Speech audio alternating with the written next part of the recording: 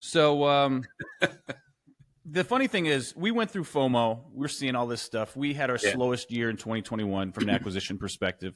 Yeah. And then, the funniest thing is we've done 3 deals in the last 90 days. We staggered them, 1 deal a month, and we're finding some value out there. But even with that, I go through a different, type of, mental issue, right? And that's, and you pointed to a minute ago, when the deal is done, you feel like you're never going to find another deal again. How do you personally deal with that? Because it's a real thing, and it's hard to find really good deals. And the minute you do one, a week later, you're like, shit, we're never going to do another deal again. So how do you deal with that? And how do you also kind of work with your investors, like the guy that you had to send down the street? Yeah. I tell every investor meeting we have, I say, guys, you've got to come to grips with one word, and that is patience. You're coming here because you want me to do a good deal. My goal is to not put you in as many deals as I can find, but to put you in deals that make money, because I don't want to have the conversation with you that my deal didn't go well, blah, blah, blah. Now, how do you get over? I can't tell you how many times people have come to me and said, hey, Ken, can you look at my underwriting? I'm like, man, that doesn't even make sense. He's like, if I follow your method, I'll never get a deal. I said, well, if you follow my method, you'll probably not lose money. Now, which is it? Which do you want? And so how do I get over this? I'm never going to do another deal. From the guy that I'm never going to do a deal, but the guy that's done over $2 billion in transactions. So let's make sure we're aligned. No, but think about that. Like he's saying, he's telling you, Ken, if I follow this, I'm never going to do a deal. And you're sitting back saying, I've done over $2 billion in deals.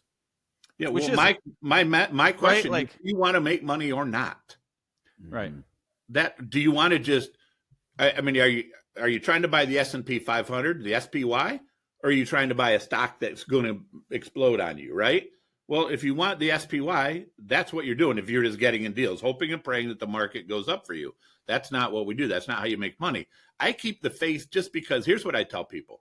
What will happen to you if you maintain discipline is you will get so frustrated. You'll be like, there is no way I'm going to get another deal. And as soon as that comes into your mind, this is what happens to me.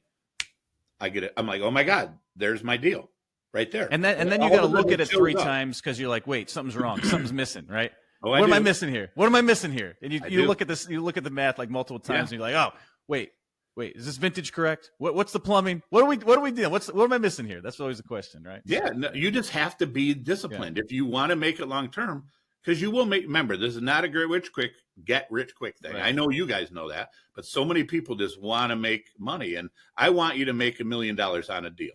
That's what I want. It's going to take time.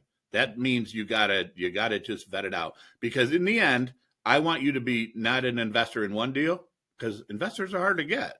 I want you to do this over and over with me, right? Mm-hmm. And just slowly build. We've raised now like $46 million. Okay, that's a lot of money. It's not in the grand scheme of things, but we did it the hard way, right? And we have people who have given us millions of dollars. They just keep stacking, right, because of our discipline. I go to sleep at night knowing that we have this discipline. I tell people, look, my last deal I closed was March. Brand new deal in St. Pete, hard deal. The only reason we got it is because we had all the money raised. And these guys needed and you're ready to go. And that matters right now.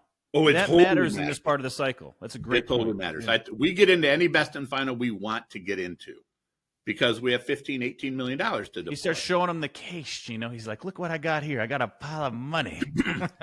But what else is important? Yeah, that's it. That would be the arrogance side. But I want to back that up with the way we do business, right? We're Midwestern guys. I'm from Cleveland. If I tell our brokers, man, if I give you an LOI, we're prepared to close at that number. And we are not going to jerk you around. We are not going to do all, what everybody does, get it on our contract and just screw the guy on the retrade. We don't do that stuff. That is 100% our There's a lot of fake well. buyers. Yeah, there's a lot of fake buyers. A lot of our coaches are telling us there's people that are putting deals in the contract, then going on LinkedIn, trying to wholesale or a daisy chain it. That's what they're doing right now. And there's a lot of Georgia model. Dude, there's a lot of that stuff going on right now. Yeah. Yes. Yeah. So brokers know. You see a deal in Atlanta and they say they're the broker, you got to look 3 doors down to find the actual source. Do you really? See, I didn't know that was going on. I just learned something. That's not going on in Florida, but it sounds like Atlanta. I can never figure out how to make money in Atlanta. So if you can do it, good for you. No, we've looked. And either. We've window shopped, but that's about as far as it went. If you like the content that we've shared here, please be sure to subscribe to our channel and hit the bell. So thank you again and have a wonderful day.